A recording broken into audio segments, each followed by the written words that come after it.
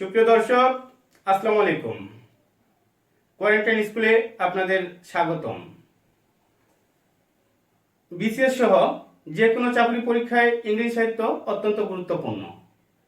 আমাদের ধারাবাহিক আলোচনার আজকে ষষ্ঠ পর্ব। এ পর্বে আমরা এলিজাবেথান পিরিয়ড নিয়ে আলোচনা করব। আপনারা অবশ্যই আমাদের চ্যানেলটিকে সাবস্ক্রাইব করবেন এবং লাইক শেয়ার দিয়ে সাথে থাকবেন। চলুন দর্শক, আমরা আলোচনায় চলে যাই।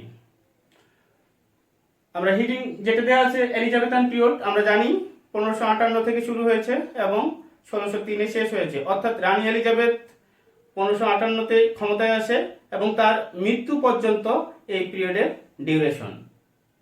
আমরা আজকের আলোচনায় এলিজাবেথান পিরিয়ড সম্পর্কে একটু জানব।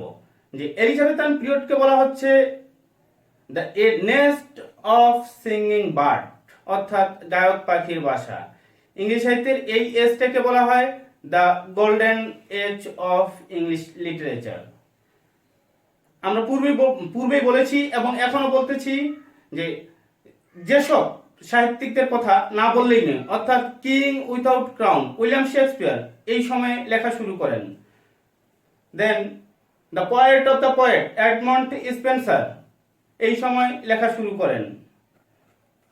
দেন the father of English tragedy Christopher Marlowe এই সময় লেখালেখি করেন এবং the famous essayist Francis Bacon সহ অনেক গুরুত্বপূর্ণ রাইটার এই সময় লেখালেখি করেন এবং সাহিত্যের বিভিন্ন শাখাগুলো প্রস্ফুটিত হয় এই সময়।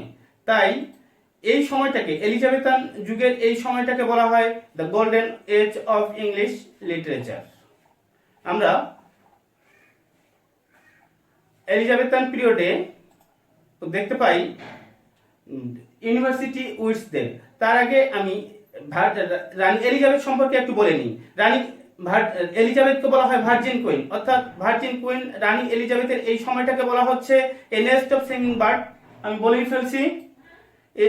রানী এলিজাবেথের একটা গুরুত্বপূর্ণ উক্তি যেটা সবসময় পরীক্ষায় আসে, সেটাকে বলা হচ্ছে a good face is the best letter of recommendation, অর্থাৎ পেহলে দর্শনধারী দেন গুণ বিচারী। তো মনে রাখবেন, পরীক্ষায় চলে আসছিল। রানী এলিজাবেথের এই সময়ে অক্সফোর্ড এবং ক্যামব্রিজ ইউনিভার্সিটির কিছু স্টুডেন্ট একটা নাট্যদল গড়ে তোলে, যাদেরকে বলা হচ্ছে university wits. The young dramatists or pamphleteers who wrote and performed in London towards the end of 16th century.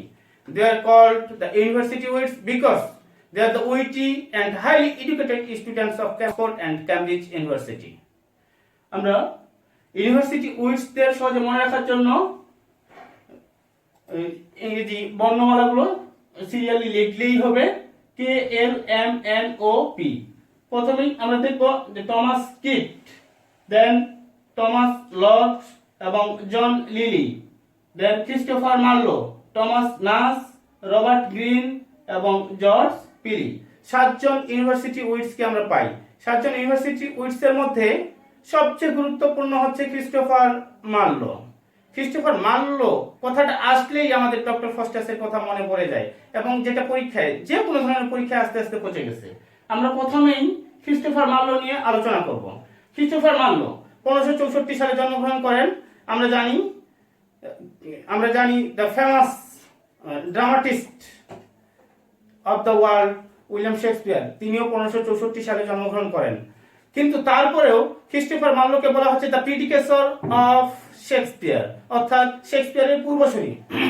এবং এলিজাবেথান এজের বিগেস্ট ড্রামাটিস্ট হচ্ছে ক্রিস্টোফার মার্লো। কারণ আমরা যে এজ ডিউরেশনটা দেখি, মাত্র 29 বছর বয়সে গুপ্তচরের ছুরিকাঘাতে তিনি নিহত হন। এই 29 বছর বয়সেই তিনি অনেক গুরুত্বপূর্ণ লেখা লিখেন এবং উইলিয়াম শেক্সপিয়ারের পূর্বে সবচেয়ে বড় ড্রামাটিস্ট ছিলেন ক্রিস্টোফার মার্লো। তিনি 1593 সালে গুপ্তচরের ছুরিকাঘাতে মৃত্যুবরণ করেন। ক্রিস্টোফার মার্লো হচ্ছে the father of English drama, আরো স্পেসিফিক বললে the father of English tragedy. এই ক্রিস্টোফার মার্লো ট্র্যাজেডিগুলো আমরা যদি দেখি, great doctor Marlowe of Malta, great doctor Marlowe of Malta, great হচ্ছে Tamburlaine the great, then doctor Faustus, then the Jew of Malta. আমরা প্রথমেই ডক্টর ফস্টাস নিয়ে আলোচনা করব। ডক্টর ফস্টাস এটার ফুল নেম কি এটাও পরীক্ষায় আসছিল। The tragical history of doctor Faustus is the full name of doctor Faustus. Doctor ফস্টাসের মধ্যে একটা রেনেসান্স স্পিরিট আছে। আমরা জানি এটা এলিজাবেথের এজটা হচ্ছে সাবডিভিশন এবং এটার ফুল এজটা হচ্ছে রেনেসান্স পিরিয়ড। এই রেনেসান্স স্পিরিট আমরা ডক্টর ফস্টাসের মধ্যে দেখতে পাই, অর্থাৎ to see the unseen, to know the unknown, অর্থাৎ জ্ঞানের এক শাখা থেকে অন্য শাখায় বিচরণ করার যে অদম্য স্পৃহা, এটা ডক্টর ফস্টাসের মধ্যে ফুটে ওঠে। এবং ডক্টর ফস্টাস তার ফ্রেন্ড ভালদেস, কর্নেলিয়াস এদের পরামর্শে তিনি জাদুবিদ্যা চর্চা করবেন এই সিদ্ধান্তে যখন উপনীত হন, কারণ তিনি বিদ্যার এমন কোনো শাখা নেই যেটাতে বিচরণ করেননি, এবং সব শেষে তিনি সুপ্রিম পাওয়ার নেয়ার জন্য তিনি শেষে জাদুবিদ্যায় আসেন এবং তার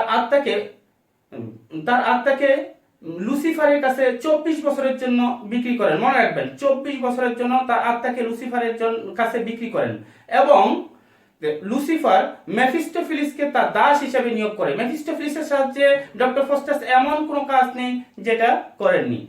ক্ষমতা পাওয়ার পরে ডক্টর ফস্টাস প্রথমেই প্রশ্ন রাখেন, first will a question with thee about hell, tell me where the place that man call hell. অর্থাৎ সে এই যে ধর্মকে যে সে প্রথম দিকে অবিশ্বাস করার একটা প্রবণতা এখানে এটা ফুটে ওঠে। তারপরে তার ক্ষমতা দেখাতে থাকে একটার পর একটা। তারপর তিনি ক্ষমতা দেখিয়েই শুধু ক্ষান্ত হননি, তিনি কাম বাসনাও আগ্রহী হয়ে ওঠেন। তিনি গ্রিসের অনিন্দ্য সুন্দরী হেলেনকে কবর থেকে উঠিয়ে নিয়ে আসেন মেফিস্টোফেলিসের সাহায্যে, এবং সেই হেলেনকে দেখে তিনি নিজেকে ঠিক রাখতে পারেন না। তিনি বলে ওঠেন, sweet Helen make me mortal with a kiss. আমি আবারও বলতেছি, মনে রাখবেন, sweet Helen make me mortal with a kiss. বলতে বলতেই কিন্তু পরীক্ষায় চলে আসছিল, আবারও আসবে। তারপরে এই নাটকের ট্র্যাজেডিটা যে সবচেয়ে বেশি গুরুত্ব পায় একেবারে শেষ দিকে আসে। মানুষ যখন সুপ্রিম ক্ষমতা পায় তখন তার সময়টা খুব দ্রুতই চলে যায়। তার 24 বছরও খুব দ্রুতই চলে গেছিল, এবং নাটকের ট্র্যাজেডিটা সবচেয়ে বেশি আমাদের চোখে পড়ে এক শেষ 10 মিনিটের যে তার স্পিচগুলো আছে, তার যে প্রার্থনা। তিনি বলেছেন, see where the Christ blood stream in the firmament, one drop would save my soul, half a drop. আমার মতো পাপীকে ক্রাইস্টের এক ফোঁটা রক্ত না দিলেও যদি হাফ ফোঁটাও দেয়, তাও এই আত্মাটা বেঁচে যায়। অর্থাৎ তিনি এটা বলতে বলতে কেঁদেই ফেলেন, এবং শেষ 10 মিনিটে তার এই ট্র্যাজেডিটা এই ক্রিস্টোফার মার্লোকে ফাদার অফ ট্র্যাজেডি বানিয়ে দেয়। আমরা এখানে তার ট্র্যাজেডিগুলোর মধ্যে আরো পাই টেম্বারলাইন দ্য গ্রেট। আমরা জানি তৈমুর লং 1398 সালে ভারতবর্ষ আক্রমণ করেন, এবং এই তৈমুর লংকে নিয়ে তার লেখা হচ্ছে এই ট্র্যাজেডি। মাহমুদ শাহের সময়ে তৈমুর লং যখন ভারতবর্ষ আক্রমণ করেন, তখন 3 মাস ভারতবর্ষ মেসাকার করে তিনি ধন সম্পদ নিয়ে আবার ফিরে যান। কতটা পৈশাচিক ছিল আমরা ইতিহাস থেকে জানতে পারি, কিন্তু একজন রাখাল বালক থেকে তার যোদ্ধা হয়ে ওঠার, অর্থাৎ তাকে অতি মানব হিসেবে ক্রিস্টোফার মার্লো তাকে এখানে উপস্থাপন করেছেন। তাই আমরা দেখি দ্য জু অফ মাল্টা, অর্থাৎ মাল্টার ইহুদি। এখানে মাল্টার ইহুদির যে নগর খ্রিস্টানদের বিরুদ্ধে তার যে বর্বরচিত প্রতিশোধ এবং একটার পর একটা যে তার কর্মকাণ্ড, এটা এখানে প্রকাশ পায়। এবং এই নাটক থেকেই মনে রাখবেন, এই নাটক থেকেই William Shakespeare the merchant of Venice লেখার অনুপ্রেরণা পান। মার্চেন্ট অফ ভেনিসে ইহুদি ছিল শাইলক, এবং এখানে যে ইহুদি ছিল তার নাম হচ্ছে বারাবাস। মনে রাখবেন, তার নাম হচ্ছে বারাবাস। ক্রিস্টোফার মার্লোর লেখাগুলো অনেকে গল্পে গল্পে মনে রাখতে চায়। যদি আপনার গল্পে মনে রাখতে চান, তাহলে আপনার এভাবে মনে রাখবেন যে তৈমুর লং মাল্টার ইহুদিকে মারলো, অর্থাৎ Tamburlaine the great, the Jew of Malta, Marlowe হচ্ছে ক্রিস্টোফার মার্লো। তারপরে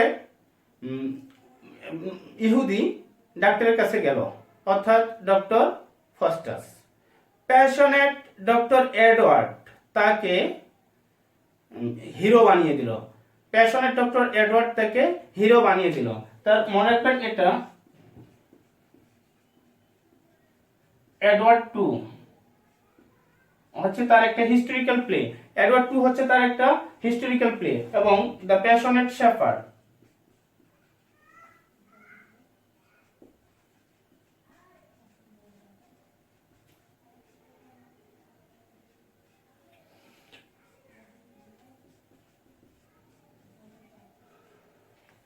দি passionate shepherd to his love, এই কবিতাটার কথা অবশ্যই মনে রাখবেন, কারণ এলিজাবেথার এজের সবচেয়ে সুন্দর গীতি কবিতাগুলোর মধ্যে এটা একটা।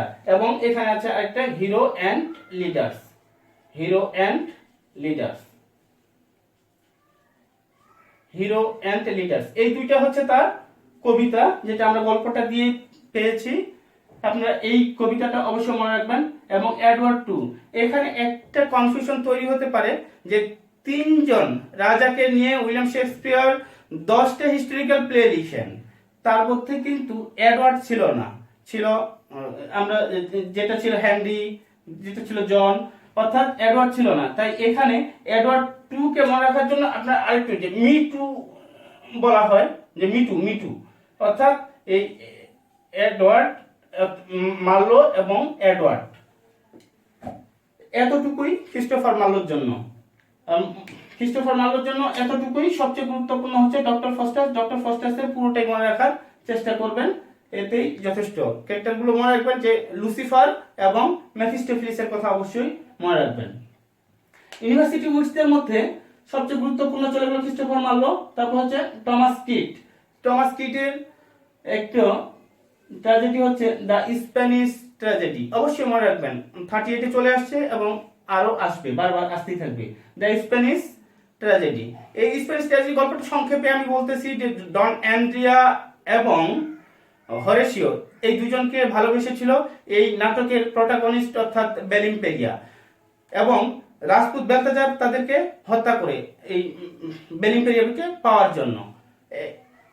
তারপরে এই যে হরেসিওর পিতা হিরোনিমো এবং বেলিম্পেরিয়া এই হত্যার প্রতিশোধ নিতে চায়, এবং তারা দুজনে একটা মানে প্রথমে বেলতাজারের সাথে তার বিয়ে ঠিক করে, এবং বিয়ে ঠিক করার পরে তারা একটা নাটক মঞ্চস্থ করে, এবং এই নাটকে তাদের শত্রুদের অভিনয় করার জন্য আহ্বান করে, এবং নাটকটা এমন ভাবে মঞ্চস্থ করা হয় যে যা ঘটে আসলে সত্যিকার ভাবেই তা ঘটতেছিল। এভাবে নাটকের মধ্য দিয়ে তারা সবাইকে হত্যা করে এবং ফাইনালি তারাও সুইসাইড করে।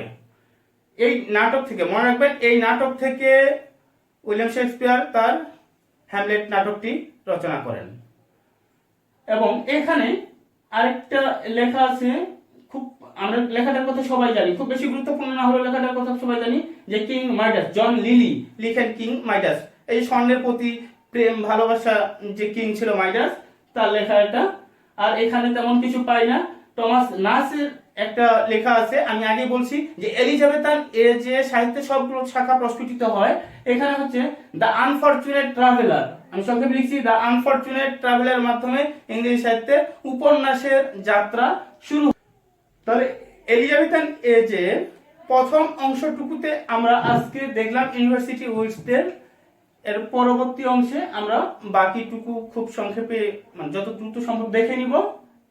এবং আজকের মতো এ পর্যন্তই, ভালো থাকবেন, এবং পরবর্তী ভিডিওগুলো পাওয়ার জন্য অবশ্যই আমাদের চ্যানেলটিকে সাবস্ক্রাইব করবেন, লাইক শেয়ার দিয়ে সাথে থাকবেন।